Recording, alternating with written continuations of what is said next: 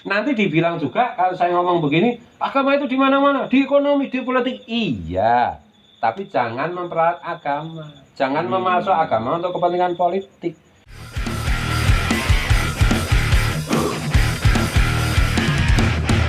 Bismillahirrahmanirrahim. Assalamualaikum warahmatullahi wabarakatuh. Waalaikumsalam warahmatullahi Halo wabarakatuh. Cinta Rova bersama Gus Fuad Peret Dan Mas Joni Aryadinata, pengasuh Pondok Pesantren Raudatul Fatihah. sastrawan dari Indonesia. Gimana Mas Joni? Ini belakangan Gus, Ah, banyak yang terteror itu dengan ketika mendengar suara takbir.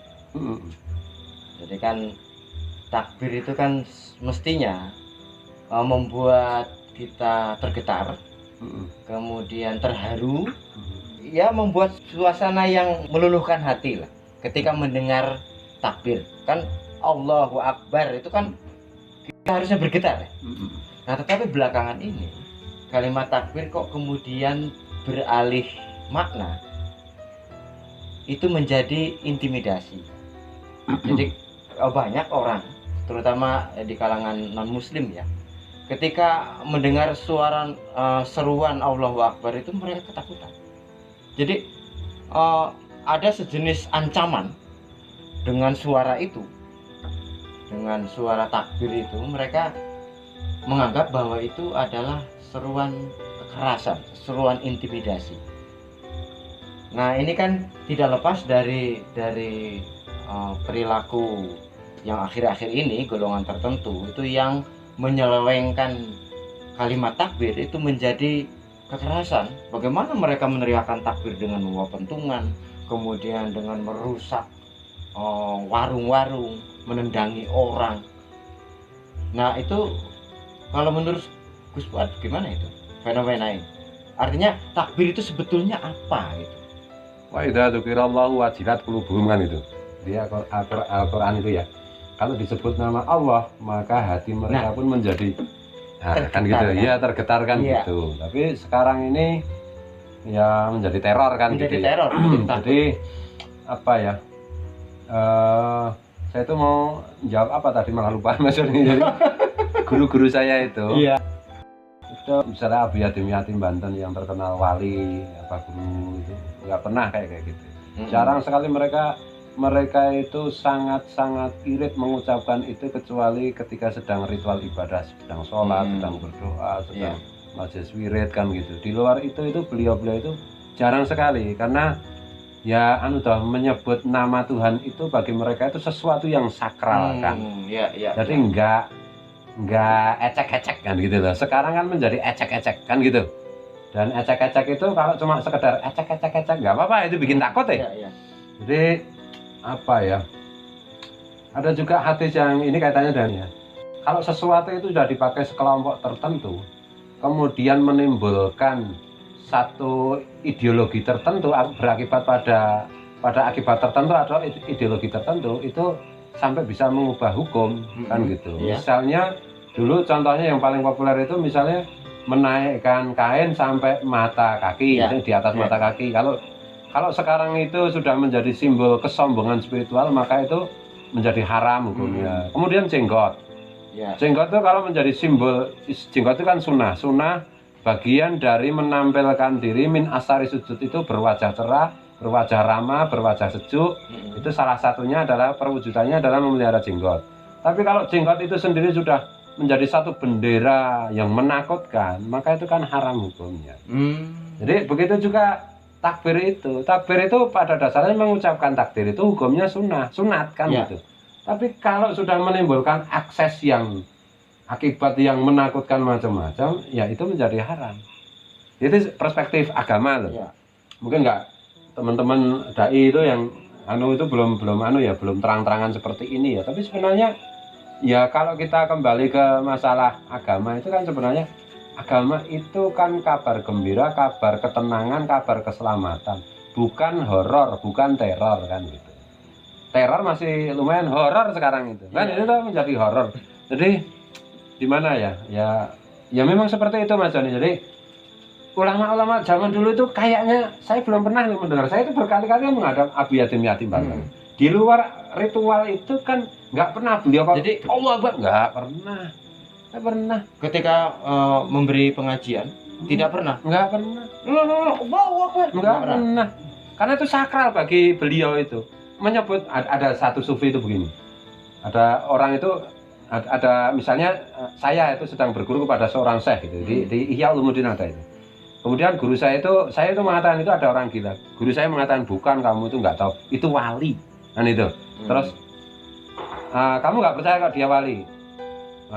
Enggak sih, coba kamu bisikkan kalimat takbir. Tapi sekali aja karena dia dan jangan keras-keras. Kalau keras-keras nanti bahaya. Nah, saya kan waktu itu muridnya nggak tahu. Kemudian dia mendekati orang yang seperti gila itu, kemudian dia mengucapkan tidak terlalu keras, tapi tidak lirih. Pesan gurunya lirih. Allahu Akbar diterima. Langsung dia gini meninggal. Karena itu kalimat yang luar biasa di hati orang itu, kan itu. Jadi bukan kalimat yang epiak-epiak gitu loh. Loh, kalau bayangkan kalau para wali itu kemudian mendengarkan ceramah tokoh-tokoh agama yang berapa kalimat langsung Allahu Akbar, berapa kalimat langsung Allahu Akbar, itu langsung pada meninggal ya. Meninggal semua. Bisa meninggal, bisa juga karena mengucapkannya Allahu Akbar itu politis. Itu walinya ngambil batu terus dilempar. Ada juga itu pengalaman gitu ya. Itu tahun berapa ya? Pas awal-awal reformasi itu. Ada seorang kiai sepuh lah di Jawa Tengah gitu.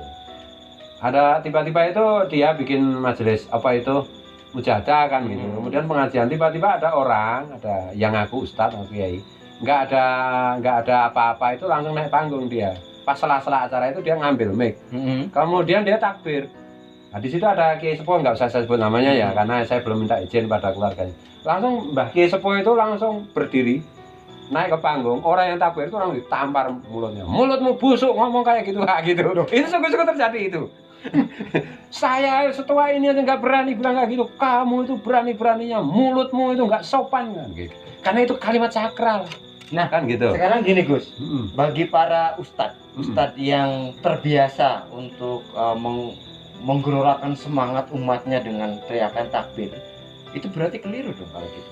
Ya mereka kan hanya mendasarkan pada mengucapkan takbir itu sunat, tapi tidak membahas secara lebih jauh lagi mengapa sunat dan seberapa jauh itu tetap sunat atau seberapa jauh itu menjadi sesuatu yang kontraproduktif, kan nggak pernah dibahas. Jadi banget gitu loh, satu tag langsung nggak diteliti, nggak ini langsung diterapkan. Dan kadang-kadang kan lebih banyak itu kalau kita melihat kan itu politik ya, politik. Jadi ya kalau sesuatu itu apapun itu kalau udah dimasuki politik kan ya politik itu kan seperti setetes racun kan. Madu ditetesi racun juga jadi rusak, jadi racun semua. Susu juga begitu. Apapun kalau ditetesi racun kan begitu. Jadi kalau kemudian yang itu yang kelompok-kelompok tertentu yang membawa pentungan, kemudian meneriakan Allahu Akbar sambil nendangi orang, itu bagaimana? Artinya tanggung jawab mereka itu bagaimana, Gus? Kalau secara agama ya? Jadi gini ya, ini apakah Nabi pernah melakukan itu? Tidak. Apakah salafus sholihin pernah melakukan itu? Tidak. Kenapa sekarang orang zaman sekarang melakukan itu? Yang mereka contoh siapa? Oke, misalnya saya begini ya, saya membuat majlis maulid karena meniru salafus sholihin. Ya. Saya sholat karena mengikuti Nabi. Nah, Nabi melakukan.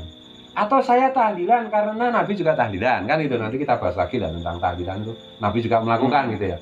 Terus sekarang kalau bawa pentungan petentang-petenteng itu niru siapa? Kalau itu nggak bawa agama, terserah aja. Itu mungkin dia satpam atau dia perampok, kan nggak apa-apa. Tapi kalau dia merasa dia sedang berjuang di jalan Allah, padahal jalan Allah di mana yang nggak ada sekarang, adanya jalan tamrin. Kan itu siapa yang dicontoh? Siapa yang dicontoh? Saya mau bertanya, siapa yang dicontoh? Ya ustadznya itu dicontoh. Ustadznya itu nyontoh siapa? Kan itu toh?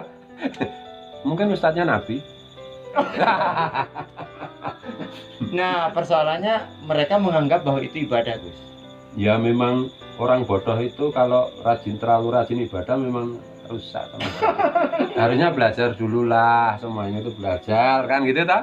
Thalabul ilmi wajibun fardhatun kan gitu. Belajar dulu yang benar dan jangan campur-campur agama dengan yang lain-lain.